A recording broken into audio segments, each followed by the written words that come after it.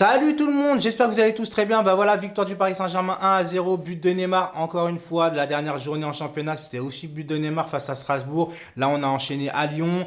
En plus, mercredi, on avait gagné face au Real. C'était vraiment, on va pas se le cacher, une bonne semaine pour nous. Après, voilà, j'ai été un peu déçu de Lyon, je vais en parler dans la vidéo. Et est-ce que aussi le retour de Neymar réduit un petit peu le collectif, malgré qu'il soit le héros des deux derniers matchs? On va en parler tout de suite. C'est parti.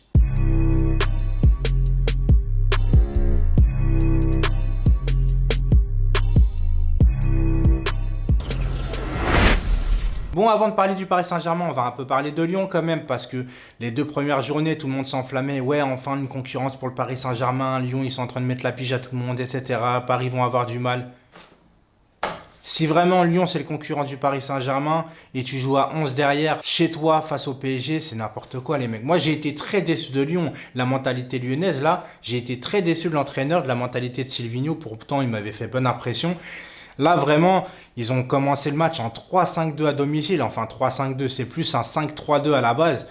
C'est n'importe quoi, on les a pas vus du match, les mecs. À domicile en plus, alors qu'on a été habitué à être malmené à Lyon, tu vois. Je me suis dit, bon, ça va être quand même difficile. On avait joué le Real mercredi. Je me suis dit, Lyon, ils ont fait match nul chez eux en Ligue des Champions. Ils vont vouloir rattraper le coup.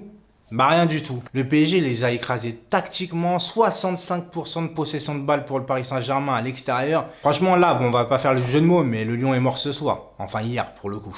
Donc le PSG qui a commencé en 4-3-3, alors Navas au but. D'ailleurs Navas, les 3 matchs qu'il a fait, c'est 0 but encaissé et en plus tu joues le Real et Lyon. Donc on voit quand même une sacrée différence. À gauche, bah Bernat. À droite, pardon, le grand retour de Meunier. Dans l'axe, Diallo, Thiago Silva. Au milieu de terrain, Marquinhos, Herrera et Gueye. Herrera parce que Verratti avait ressenti une petite gêne, donc il ne voulait pas le faire débuter le match. Et ensuite devant, Neymar, Di Maria et notre superstar, Choupo-Moting. Franchement, moi j'ai kiffé parce qu'on a mis de l'impact, de l'intensité, on a récupéré le ballon super haut, on avait la maîtrise du ballon. Ça c'est dû aussi à un grand Idrissa Gueye à chaque fois à chaque fois, il veut récupérer les ballons super haut et ça fait vraiment plaisir. D'ailleurs, Idrissa Gueye, on s'est tous enflammés quand on l'a recruté enfin une sentinelle, alors qu'en fait, bah pas du tout. Ça sera Marquinhos, notre sentinelle finalement. Donc voilà, comme quoi dans le foot, tout va très vite. Idrissa Gueye, hein, vraiment, c'était enflammé. Enfin une sentinelle, on va réussir à quelque chose. Et bah voilà, bah là, cette fois, non.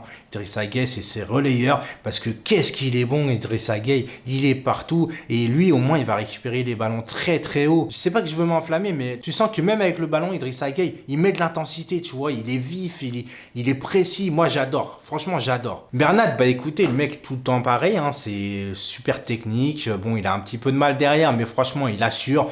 Et voilà, devant, il n'y a rien à dire. Il est technique, il combine bien avec Neymar, il combine avec tout le monde d'ailleurs. Donc, dans l'ensemble, hein, voilà, on a eu les meilleures occasions. Il y a eu un très bon Lopez aussi de côté de Lyon. Bon, Navas n'a pas eu grand chose à faire. Après, voilà, je vous cache pas, plus on avançait à la fin du match, plus je me disais, putain, ça se trouve, on va se prendre un hold-up dans la gueule, quoi.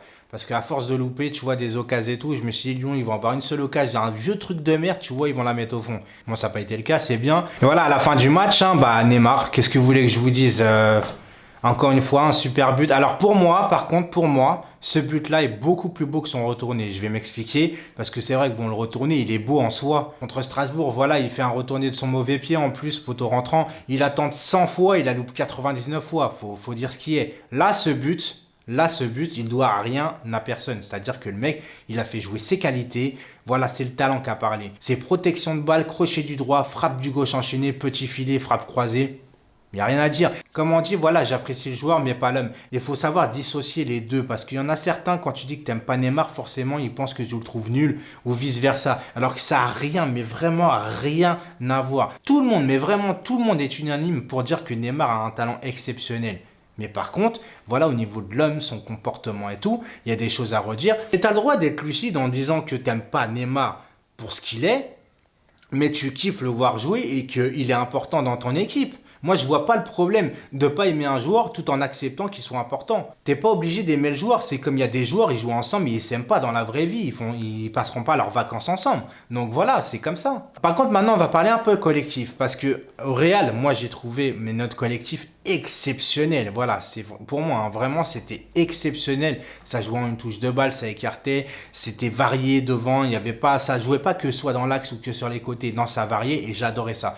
Avec Neymar, attention, je vais pas commencer à tacler ou je sais pas quoi. Neymar, il a fait un bon match, enfin un bon match. Il peut mieux faire, mais voilà, il est à court de forme, on le sait très bien de toute façon. Par contre, le fait que c'est un joueur qui porte plus le ballon, mais ça c'est normal, hein, c'est son jeu. Mais forcément, la fluidité au niveau du collectif en prend un petit coup. Mais c'est pas que la faute de Neymar, je vais m'expliquer parce que Neymar il sait faire des passes décisives et tout ça, tu vois. Mais c'est qu'il y a des joueurs, le problème, et c'est à eux de rectifier ça aussi, c'est qu'ils sont automatisés sur Neymar. Non, il n'y a pas que Neymar sur le terrain. Alors bien sûr, peut-être que voilà, quand tu es joueur de foot, tu sais que Neymar il peut faire la différence, automatiquement tu lui passes le ballon. Mais quelquefois, genre Neymar il était encerclé ou genre il avait un joueur sur lui et tu avais des mecs à droite tout seul et il passait à Neymar. Et c'est ça qu'il va falloir rectifier pour éviter de, tu vois, de frustrer certains joueurs. Quand Neymar, il a marqué, je sais pas, tu vois, j'ai senti Di Maria blasé. Alors, tu vois, il reste 3 minutes. Il y en a certains, ils étaient contents, ils sont partis voir Neymar parce que voilà, tu gagnes à Lyon et t'en as, bah, ils sont, je sais pas, il y a un truc qui va pas, tu vois. Je sais que Di Maria et Neymar, tu vois, c'est pas trop ça, mais ça s'entend sur le terrain et on va dire que c'est le principal. Forcément, avec Mbappé et Neymar, c'est des mecs qui portent un peu plus le ballon. Parce que le plus important, c'est la mentalité. Parce que si tu as un collectif un peu moins important, mais avec une vraie mentalité de gagneur, une vraie mentalité de faire les efforts les uns pour les autres, eh ben ça ira. Ça ira convenablement et on fera encore mieux la différence grâce aux individualités qui se fondront dans le collectif. Et pas le contraire. Alors maintenant, on est en train d'assister. Comme je dis, moi j'étais inquiet par rapport aux blessures. Mais il est vrai qu'à chaque fois Paris Saint-Germain, au début on cartonnait tout. Et à chaque fois, au mois de février, le moment important, on avait des blessés à chaque fois, à chaque fois. Là tu vois, dans les grands clubs, tout le monde a des blessés. Mais ils sont prêts en février. Et là, peut-être que ça va se passer comme ça. C'est-à-dire qu'au début, on a des blessés, mais qu'en février, on aura tout le monde. Déjà là, pour moi, on monte en puissance au niveau mental, au niveau collectif. Il n'y a plus rien à dire. Pour le moment... Voilà, j'étais sceptique face à Lyon, je me dis peut-être qu'ils vont se relâcher. Franchement, ça aurait été peut-être un peu normal, tu vois, et je ne les aurais pas critiqués pour ça. Mais là, ils ont fait le taf en plus et de belle manière. Donc la montée en puissance, elle se voit à l'œil nu, mais il y a beaucoup de paramètres qui rentrent en compte. C'est-à-dire que déjà, tu as la fin du mercato, tu as l'épisode de Neymar maintenant qui est terminé. Et ça, je pense que malgré tout, les joueurs, ils disaient qu'ils n'étaient pas impactés. Mais je pense que ça gangrénait quelque chose dans le vestiaire, même dans le club. C'était malsain, l'épisode Neymar cet été. Donc, l'épisode qui est fini, donc forcément, les joueurs, ils reprennent le dessus. Et forcément, physiquement, ils sont de mieux en mieux. Collectivement, de mieux en mieux. Mentalement, de mieux en mieux. Mais... on ne va pas s'enflammer les gens parce que franchement, à chaque fois, tous les ans, c'est pareil. Et je suis sûr, même toi derrière la caméra, là, tu es en train de te dire « Ah, mais là, je sais pas, tu vois, il y a un petit truc, je le sens bien là cette année, on est bien et tout. » Mais non, tu disais la même chose l'année dernière, je disais la même chose l'année dernière, on disait la même chose il y a 2 ans, etc., etc. Non, on va pas s'enflammer les gars parce que franchement, quand on a gagné à Manchester l'année dernière 2-0, impossible qu'on pensait à un truc pareil avec les blessés de Manchester. Et pourtant, ça nous est arrivé. Donc maintenant... honnêtement, peu importe ce qui se passe, moi j'arrête de m'enflammer et je vous donne rendez-vous pour m'enflammer un minimum, je dis bien un minimum, c'est au retour en février, pas avant. Et même si on passe les 8e, les gars, faut arrêter de s'enflammer. Si on veut être un grand club, faut arrêter de faire la fête pour un 8e de finale. Vous voyez ce que je veux dire? On a gagné le Real, même là 3-0, c'est bien. Mais arrêtez de... J'ai entendu l'autre fois des klaxons et tout. Oh, c'est un match de groupe. Moi, quand le Barça, le Real, les grands clubs, quand ils gagnent un 8e de finale à l'extérieur, ils s'enflamment pas les mecs. C'est là la différence quand on sera un grand club. C'est-à-dire que même les supporters seront habitués à la victoire en Ligue des Champions, en 8e, en quart, etc. Et s'enflammeront pas pour rien. Si on s'enflamme pour un 8e de finale ou un match de poule, c'est que pour l'instant...